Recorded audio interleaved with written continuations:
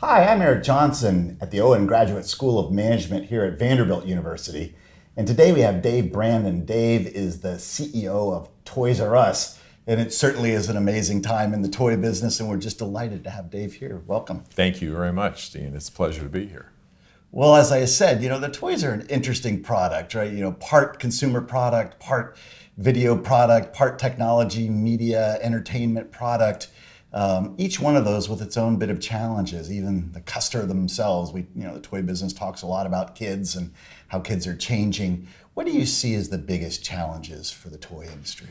Well, the biggest challenges for the toy industry right now are just, it's so competitive. It's a $25 billion industry, and every marketer out there wants to try to get their arms around those young families, because the value of that family for life is really significant.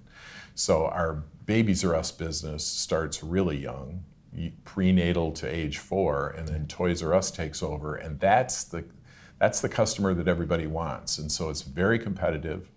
And certainly the online business has made it even more attractive for customers to price shop and look at various alternatives. So it's a very competitive business, but I like that. Yeah, well, it definitely keeps things interesting, never a dull moment.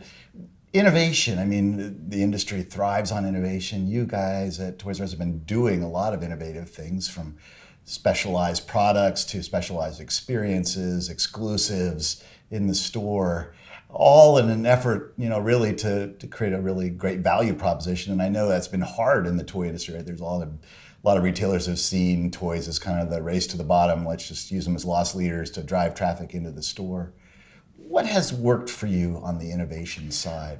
Well, one of the things that really helps us is that we're really the last and only remaining global toy retailer. Yeah. So our vendor partners need us. They need us to showcase their products.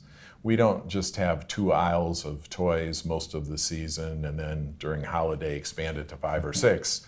We're in this business 365 days a year. And so our vendor partners do a lot for us in terms of exclusive items, give us early releases of items, because what we're really looking for is differentiation. Yeah. We want to try to put our brand separate from all of those commoditized businesses that we all have certain items. We're playing the price game, who's got the greatest value, but we actually manufacture about 15% of our toys. They're private brand toys that we offer and we control.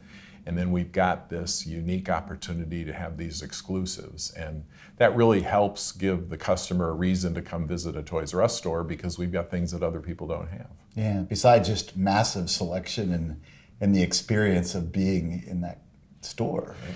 It's one of the things that we're working on really hard, to make that visit to that toy store really come to life for children and for the family overall. Because if that child can come in and really see it as a place they want to be, and they're dragging mom and dad in there, it's hard once you get a kid into a toy store to not buy them something on your way out. So we know if we can get that traffic flowing as a result of experiential retailing, it'll really help our business. Yeah. Do you feel like kids are changing? Are they? Sure, we see patterns change, although it's interesting. For a while, it seemed like children were just fascinated and really being pushed to the digital toys, the cloud toys. They were staring at screens. They've all got their pads. But a lot of parents, you can really see this in trends. A lot of parents are starting to get concerned about how many hours a day these young children are spending staring into a screen, whether it be a TV screen or their iPads or whatever it may be. And so we're seeing a real movement back to play. Brands like Play-Doh and arts and craft brands and things that have been around for a long time that are in many cases pretty low tech. Yeah, retro. Yeah, but it gives parents the opportunity to see their children actually be creative and interact with a toy and spend some time doing something other than staring into a screen. Yeah. Well, this isn't your first rodeo. You've been doing amazing things at different companies your whole career. Domino's before this, and many other experiences before that. And I always ask executives to come through to tell us a little bit about a leadership lesson they've learned along the way, something that you would share with a junior colleague that's coming up. What advice would you give us? Well, I'm in my 25th year of being the CEO of 3 different companies, and I've learned a lot of lessons along the way, some of them easy, some of them hard. But probably the best business advice I ever got was from my father. When I got my first promotion back in my Procter & Gamble days, I got my first promotion and I called him to very proudly tell him that I was going to now be the boss. I was going to have some people that were going to be working for me.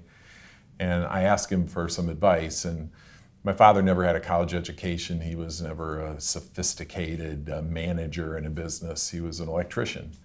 But he is a very wise man. And he said, Dave, I think the secret to being a great leader is to find out how people want to be treated and treat them that way.